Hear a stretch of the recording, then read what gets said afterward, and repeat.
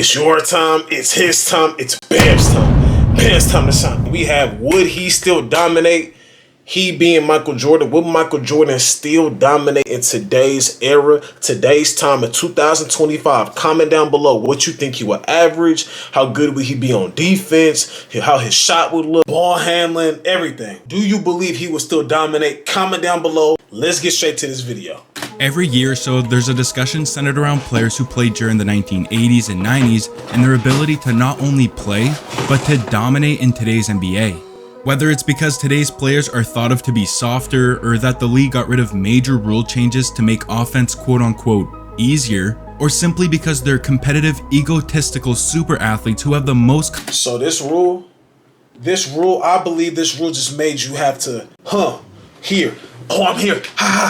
You feel me? I have to be right here now. You feel me? Hands out. I can't just put my arm like this to guide you where I want you to go. So I'm not mad that they put that rule, that they took that rule out. Because now we really got to, you feel me, sit down and play defense.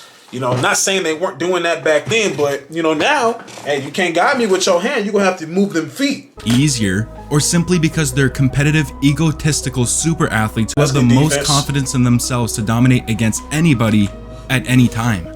Some former players have come together like the Avengers to confidently say that in the 90s, LeBron would have been just an average player. See, it's shit like this. Dennis Rodman, Rasheed Wallace, and Michael Thompson don't think LeBron James will survive in the 90s NBA. It's just shit like this. Or say he just be an average player.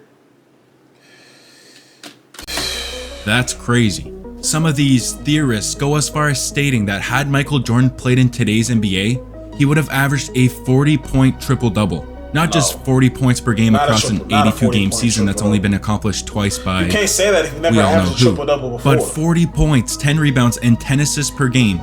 If any player has a 40-point triple-double once in a season, it's viewed as an incredible feat.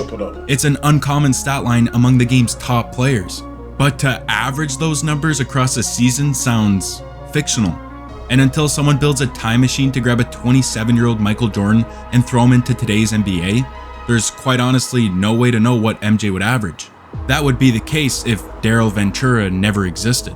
Daryl Ventura is a writer at Medium.com who crunched the numbers to give us the closest estimate for what type of wizardry Jordan would pull off in today's NBA. And to put the 40-point triple-double into perspective, the closest season Mike had to averaging a triple-double was the 1989 season. He averaged 32.5 points, 8 rebounds, and 8 assists per game. Since then, the NBA has added 2 major rules that increased offensive production in the NBA. One thing I want to, because I'm watching The Last Dance currently. Yeah, I know I'm late. I probably watched the first episode when it came out. And then I watched the episode up until when Jordan was talking about his teammates doing like drugs and stuff like that. I don't know how I feel about that. But anyways, I'm watching it and I'm just amazed by Michael Jordan and how he played the game. But I really am. He looks so clean with the J's on, like, cause these it's like today you see people wearing them as regular shoes, right? Then he over here, he was wearing them as there's clips of him walking outside in them, like with regular clothes on. So it's so clean to hoop in J's, and he look, I ain't gonna lie, no weird shit. He look clean, bro, with them J's on. Since then, the NBA has added 2 major rules that increased offensive production in the NBA. Look, we got the 13s on in this clip, like, bro. The defensive 3 seconds and the elimination of the hand checking rule. Since 2003, a team's points per game has gone up 18%, and a team's field goal percentage has soared to over 46%. Despite players taking nearly triple the amount of 3-pointers. Adjusting Jordan's stats based on how much scoring has increased in the NBA, in his near triple-double season, MJ would have theoretically averaged 38.5 points per game. Now throw in one more point and an increased pace from what it was 25 years ago. It would give Jordan the chance to grab a few more rebounds, a couple of assists, and a 40-point triple-double doesn't seem out of reach. George Karl may not be delusional after all. But that isn't the craziest part. According to the numbers, in his 13-year career as a Chicago Bull, MJ would have averaged 38 points per game.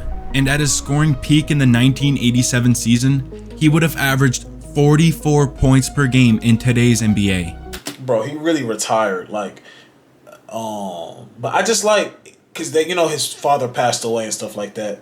and rest in peace. But it was before that though. Like he was already thinking like, damn, this might be my last game. That game when they won the finals. His dad was still alive. That he was already thinking like, this might be my last game. And in my head, as I'm watching The Last Dance, like, why though? Like what? Like what? You know what I'm saying? Like what made him? Because there's only one. He didn't even play the full season this year. I think 1, 2, 3, 4, 5, 6, 7, 8. 9 seasons is a lot. The average player, I think, only plays like 3 or 4. That's a lot, but it's like, damn, you know what I'm saying? Like, he just retired at 30 years old, so it was just like, why though? I think, with the passing of his dad, it made it even more clear because he wanted to go play baseball, but... Maybe the old heads do have a point. There's no doubt that Jordan would benefit from the rules in today's NBA. Crazy. Would he average 40? Yeah. A 40-point triple-double? If he put his mind to it? Probably. I ain't gonna lie. Jordan would benefit. Multiple seasons where they were fouling like fuck. Some of that shit wasn't even defense. They're just fouling the shit out of people. 37, 35, 32, 33, 31, 30. That nigga had 1, 2, 3, 4, 5, 6 straight years where he averaged 30. 6 straight years. Probably was on pace to doing it before he broke his foot, too. I'm not biased with this Michael Jordan shit. I just say LeBron's a better all-around basketball player, but I do put Jordan as number 1 until LeBron was into the championship. This shit crazy. I just say LeBron was expected.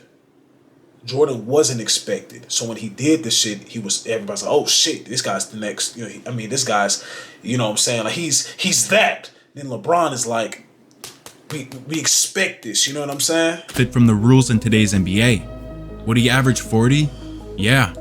A 40-point triple-double? If he put his mind to it? Probably. From the way that offense is played nowadays, a 40-point triple-double doesn't seem outlandish, but we'll never know the truth, because these are useless NBA stats. LeBron James recently became the first player in NBA history to surpass the 39,000 points mark. As a result of his quite literal, unstoppable style of play, he's been able to create easy shots for himself and his teammates, all thanks to one of the most dominant skills the league has ever seen: dunks and layups. It sounds so simple. Just put a shot blocker in the paint when you face Bron and you'll be good. Coaching staffs wish it was that easy, because 21 years deep into his career, and there isn't a human capable of stopping him when he's going downhill. In the NBA, LeBron has made over 5,500 layups and more than 2,100 dunks. That's right, over 2,000 dunks, comfortably placing him 4th in NBA history in terms of total dunks in the regular season. And he's alongside centers: Dwight Howard, Shaq, DJ, Tyson Chandler. LeBron is the outlier. He's a small forward who spends the majority of his time out on the perimeter, and when he wants to get into the paint, he could do so at will. Pretty cool stat, but there's more to it. Let's say we were to remove the most unstoppable part of LeBron's game. Is he still dominant and just as great of a scorer? Remove all those easy-ass layups and dunks, and this dude sucks, I swear. Oh, he's still ranked as the 33rd greatest scorer ever. Get rid of every dunk and layup of his career that account for more than 15,000 points. It would leave him with over 23,000. But why do we try to this? It's like, this is what I don't like about basketball. It's like you're told to do what you're great at. But now we try to discredit people. It's like playing somebody one-on-one and the whole time they're saying, well, you only beat him because you're bigger than him. Okay, so you want me to shoot jumpers all day and then give him the advantage? He's faster than me. But y'all didn't say nothing about him using his speed against me. Oh, you only won because you're faster than me. Like, that's what I don't like about basketball. It's like we pick and choose and try to... It's just weird, bro. Because then when he do shoot them jumpers and he's making them, but then he falls in love with them, y'all got something to say too. It's just, we got to be consistent. 911 points in his career. Eliminate the most dominant force in his game, and he still outperforms all-time greats like Larry Bird, Stephen Curry, DeMar DeRozan, and his boy D-Wade. That's like taking Steph Curry's threes and see where he's at. For those who say he's good at scoring only because he's athletically gifted, you're crazy. You're crazy. This stat is still useless. It proves what we are. Damn, y'all see this shit? Gifted? You're crazy. This stat is... I know he's 6'8", 6'9", but this is still crazy. Look how high he got. Still useless. It proves what we already knew about LeBron. He's a jack of all trades. As he's lost some of his athleticism and explosiveness over the years, he's transformed his skill set from all-out force to finesse, and he's still been able to dominate. Look at that. Here are 3 reasons you gonna have your an ad sales right there, team bro? will Come actually on. want to use Monday Sales CRM. First, But why would LeBron or any other player not lay the ball up or throw it down during their entire career? That doesn't make sense. It's just another useless stat. And at one point, the 3-point shot was useless. Then it became normal. Then it became popular. And then it exploded into something that nobody could have predicted. The emphasis on the 3-pointer today is arguably greater than any scheme or offensive loophole that's been abused to score points. Jack up as many threes as you can, and you'll look at Luka, man. He got to get back to that size, bro. Now he's loophole that's been abused to score points. Jack up as look at him. many threes as you can, and you'll either lose by 50 one week or win by 40 the next. It depends on the night. And it depends even more on the shooters that teams are letting take these deep shots. More than ever, we have seen players sign lucrative contracts with the sole reason being they can shoot. Michael Jordan made over $86 million during his time in the NBA. Davis frickin' Bertans has made just $7 million less in his career. All he does is stand in the corner, wait for the ball to swing his way, and jack up a 3. The 3 ball has created careers for dozens of players. And thanks to Steph Curry, there are players today that solely rely on the 3 to create a career for themselves. If Steph was never proficient in shooting the deep ball, his career would have taken a complete 180 into a pass-first point guard, or maybe he just never reaches the success that he has now. If we got rid of every 3-pointer that Curry has made in his career, he would be left with over 18,000 career points, knocking him down from having the 39th most points in NBA history down to the 71st spot with the likes of Isaiah Thomas and James. Bro, I don't know how y'all do the math for this shit, and I know it's probably not that hard, but I'm not doing the math and all this extra shit that y'all doing. Jason Terry. A peek inside what Curry's career may have looked like had he not relied on the 3. Still great, but not legendary. Let's say we took the 10 greatest 3-point shooters of all time and got rid of all of their 3s to illustrate who has relied on the 3 the most in their career. These are their career point totals and their all-time scoring rank on the left. And on the right are those same players without the 3-point shot. Guys like LeBron, Vince Carter, and James Harden suffered the smallest drop-offs, simply because they have other aspects to their game that allows them to score efficiently. If the 3-pointer never existed, these guys would have no problem carving out a career for themselves in the NBA.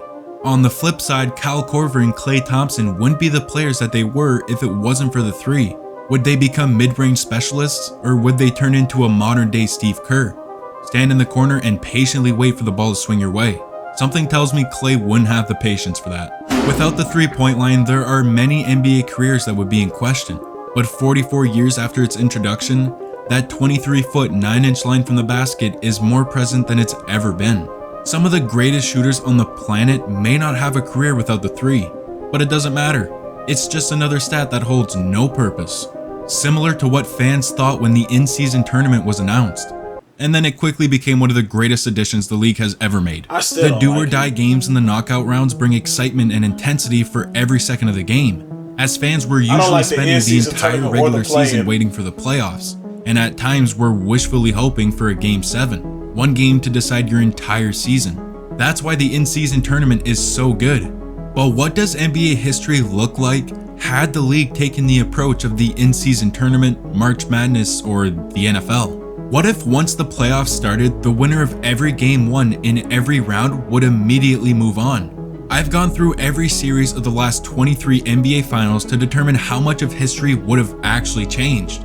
In last season's playoffs, these were the matchups headed into round 1. And if the winner of every game 1 moved on, it would look like this. No changes in the East, but in the West, Sacramento would have snuck past the Warriors, and the Clippers would have upset the Suns. Now with these round 2 matchups, there are some series that didn't actually happen, like the Nuggets versus Clippers series, so we don't actually know who would have won game 1. For these cases, we'll take the winner of their first regular season clash against each other. And in this case, the Nuggets move on. Do this for every series, for the conference finals, and we're left with the same finals matchup. Denver wins game 1, so our champion remains the same. I don't know how you do it. I mean, shit. Now do this for every series of the last 22 years, and it looks like this. With single game knockouts, only 8 of the last 23 champions remain the same. And to all of our demise, the Warriors' dynasty still takes place during the late 2010s. Except they three-peated this time.